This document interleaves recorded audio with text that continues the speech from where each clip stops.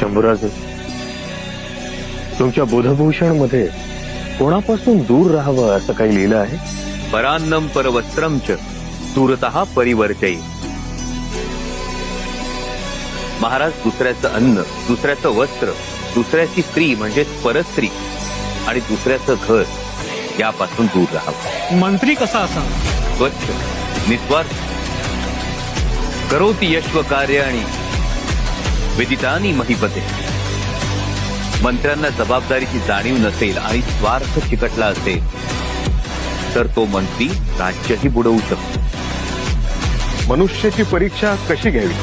सेवकांची परीक्षा कार्यसिद्धीसाठी पावल्यावर, बांधवांची परीक्षा मोठं संकट आल्यावर, मित्रांची परीक्षा धनाची गरज भासल्यावर आणि पत्नीची परीक्षा वैभव नष्ट झाल्यावर आपोआप होते.